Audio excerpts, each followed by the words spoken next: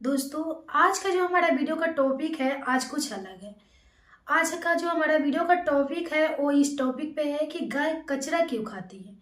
आखिर गाय को हमारे शास्त्रों में, हमारे मान्यताओं में ऐसा उल्लेख मिलता है कि गाय को माता की दर्जा देते हैं, क्योंकि कामधेनु में ही पूरे देवी देवता का वास होता है। 33 कोटि जो देवी देवता होते हैं वो गायों में वास करते हैं। गाय के शरीर में पूरे अंग अंग में देवताओं का निवास है।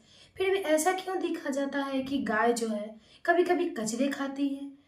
अक्सर आपने शहर में, गांव में या कहीं भी देखा होगा जहाँ पे गाय जो है कचरे खाते हुए दिखाई देती है। आखिर क्यों? जब कामधेनु, गाय को कामधेनु माना जाता है, वो में दूध देती है। और जो गाय होती है उसमें 33 कोटि देवी देवता का वास होता है। गाय स्वयं लक्ष्मी होती है। ऐसा कहा जाता है कि जिस घर में गाय होती है, जिस घर के लोग अगर गाय को पालते हैं, उस घर में सदैव लक्ष्मी का निवास रहता है। और उस घर में कभी भी दरिद्रता का वास नहीं होता और उस घर में सदा पवित्रता बनी रहती है। फिर भी अक्सर ऐसा क्यों देखा जाता है कि गाय हमेशा कचरा खाती है।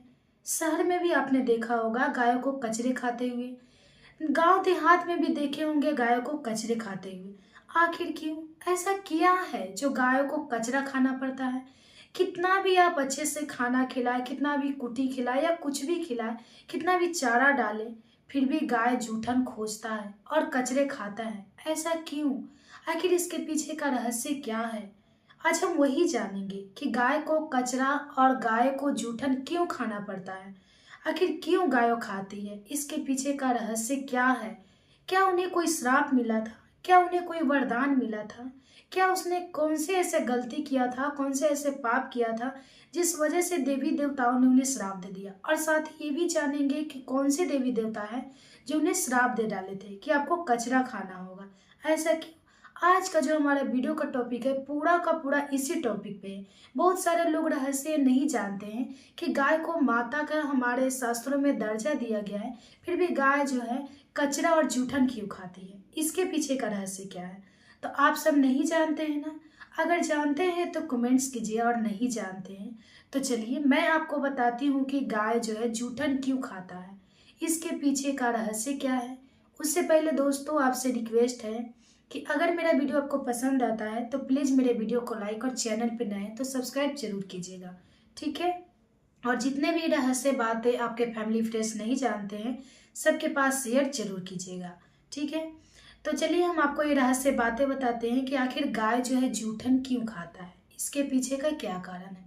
तो सबसे पहले ये जानिए कि ये उस समय की बात है जब सतयुग था। ये कलयुग नहीं, सतयुग था। जिस समय सतयुग था उस समय एक बार की बात है, भगवान शंकर और माता पार्वती भ्रमण कर रहे थे। भ्रमण करते करते काफी दूर निकल गए। जब शंकर और पार्वती काफी दूर निकल गए तो उस समय दोपहर का समय था। तो शंकर भगवान और पार्वती मैया जो थी खूब खुश थे और खुशी मन से बहुत ही प्रसन्न होकर उन्होंने जो है भ्रमण कर रहे थे। इसी बीच शंकर जी के मन में कुछ शरारतें करने का मन पैदा हुआ। उन्होंने कुछ शरारतें करने की सोची कि कुछ पार्वती जी के साथ जो है कुछ शरारत किया जाए। इस वजह से उन्होंने पार्वती जी को जब नदी के किनारे पहुंचे तो उन्होंने कहा कि पार्वती तुम यहीं पे निवास करो, तब तक मैं कुछ काम से बाहर जा रही हूँ। मैं जब तक आऊंगी तब तक तुम यहीं पे रहो। तो पार्वती जी ने सिर हिला दी और बोला कि ठीक है प्रभु, जाइए, मैं यहीं पे आपका इंतजार करूंगी जब तक आप ना आ जाए, ठीक है। लेकिन सबसे बड़ी बात कि शंकर जी को कहीं घूमने नहीं जाना था। उनको, उनके मन में जो था कुछ शरारतें थी, उनको कहीं घूमने जाना नहीं था। उनको सिर्फ जो है पार्वती जी को परेशान करना था। लेकिन पार्वती जी ये बात समझ नहीं रही थी। उन्हें लग रहा था कि शंकर जी को सच में जो है कहीं घूमने जा, कहीं कुछ काम के लिए जाना है, इसलिए मैं यहीं पे रहूंगी। उन्होंने नदी के किनारे जो है बैठकर तपस्या करने लगे और शंकर जी वहीं पे छिप गए। और तपस्या करते करते दोपहर से शाम हो गया। सूरज की लालिमा जो थी वो डूबने लगी। जो समुद्र की लहरें थी वो रुक गई। और सारे जो वातावरण था, हवा, पेड़ पौधे, वो शांत हो गए। पार्वती जी तपस्या करने लगी। तपस्या करते करते, इंतजार करते करते जो है उनकी आंखें एकदम से नम हो गई, क्योंकि अभी तक जो कह के गए थे भगवान भोलेनाथ कि मैं वापस आऊंगी, उसने वापस अभी तक आए नहीं थे। इस वजह से पार्वती जी के मन में काफ़ी तरह तरह की आशंकाएं उत्पन्न होने लगी और उन्होंने काफ़ी तरह से परेशान होने लगे। इसी बीच जो है पार्वती जी को एक बात याद आया कि आज तो तीज का दिन है, महापर्व तीज है। आज का दिन जो है जो भी सुहागिन स्त्रियां तीज करती हैं उनकी पति का लंबी उम्र होता है, लंबी आयु होती है और उनकी पति कहीं भी हो दौड़कर वापस जरूर आते हैं। और हर सुहागिन महिलाओं को ये तीज का व्रत जरूर करना चाहिए। इस वजह और ये तीज का व्रत जो है पार्वती जी ने की थी। तो पार्वती जी को याद था कि आज तीज का दिन था और मैंने ही भगवान शंकर को पति के रूप में प्राप्त करने के लिए ये तीज का जो व्रत है इसको मैंने किया था। इसी वजह से उन्होंने सोचे कि मैं आज तीज का व्रत है, मैं इसी तीज का व्रत करूंगा और भगवान शंकर जहाँ भी होंगे वो ये प्रसन्न होकर इस पूजा से जरूर वापस आएंगे। इसके लिए जो है माटी के जो बालू का रेत है उसका शिवलिंग बना करके और सारे पूजा की सामग्री वहीं पे उपस्थित थी, क्योंकि पार्वती जी के पास तो सब चीज उपस्थित था उस समय। तो उन्होंने जो है पूजा की सामग्री ली और बालू के रेत का जो है उन्होंने शिवलिंग बनाकर वहां पे तीज का व्रत करने लगे। और तीज की व्रत करते करते जब रात को उन्होंने पूरा दिन उपवास किया और तीज का व्रत किया, जब सुबह हुई, भोर का समय हुआ, ब्रह्मा मुहूर्त का, उस समय उन्होंने जितने बालू का रेत के जो शिवलिंग बनाए थे उन्हें उन्होंने नदी में विसर्जन कर दिया और जितने सामान थे उन्होंने उसने नदी में ही उस सबको विसर्जित कर दिया। और जब इस समय ये सारे घटना जो थे भगवान शंकर जो थे छिप कर देख रहे थे और उन्होंने जब पार्वती जी को सिर्फ अब इंतजार था कि मैंने तीज का व्रत तो सही सलामत किया है, लेकिन अब भोलेनाथ जो है भगवान शंकर जो है सही सलामत मेरे सामने आ जाए। अब शंकर जी की ही इंतजार था माता पार्वती को कि जल्दी से वो मेरे सामने आ जाए। और सामान विसर्जन करके उन्होंने उसी वहीं पे बैठ कर इंतजार कर रहे थे। तब भगवान शंकर जो है मंद मंद मुस्कान के साथ आए और पार्वती जी के साथ जो है आकर उन्होंने कुछ हंसी ठिठोली करने लगे। उन्होंने बोले कि पार्वती, क्या तूने मेरा इंतजार करने के लिए कुछ पूजा वगैरह भी किया है? तो पार्वती जी ने कहा कि हाँ प्रभु, मैंने आपकी इंतजार करते करते जब आप नहीं आए तो मेरी आंखें नम होती जा रही थी। तो अचानक से मुझे याद आया कि आज तो तीज का व्रत है। हर सुहागिन स्त्रियों को तीज का व्रत जरूर करना चाहिए, क्योंकि करने से खोए हुए पति वापस आते हैं और पति की लंबी उम्र होती है, लंबी आयु होती है। इस वजह से मैंने जो है आपको पाने के लिए मैंने ही तीज का व्रत किया था, पति रूप में पाने के लिए। और आज मैंने ही आपको वापस लाने के लिए ये तीज का व्रत बालू के रेत का बनाकर मैंने शिवलिंग को पूजा किया है। शंकर जी के मन में फिर से शरारतें करने की सूझी। उसने कहा कि अगर तुमने पूजा की है तो यहाँ पे पूजा की कोई भी सामग्री जो है उपलब्ध नहीं है, ऐसा लगता नहीं है कि तुमने जो है पूजा की है। तो पार्वती जी के मन में अजीब तरह का शंकाएं आने लगी। उन्होंने विश्वास दिलाने के लिए बोला कि मैंने पूजा की है प्रभु, और जो सारे सामान है उसको मैंने विसर्जित की है नदी में, और बालू की रेत का जो शिवलिंग बनाया था उसको मैंने नदी में विसर्जन कर दिया है।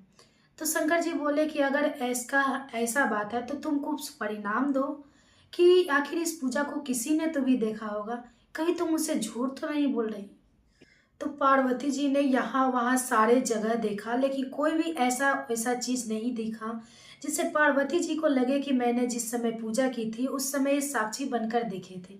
तो उन्होंने घूमते घूमते वहीं पास से जब बगल में गए तो उन्होंने एक गाय को खड़ी देखी। समुद्र के किनारे वो गाय खड़ा था। तो पार्वती जी को देखी तो बोली, प्रभु, मैंने जिस समय पूजा की थी उस समय ये गाय जो था वहीं पे मेरा पूजा को देख रहा था।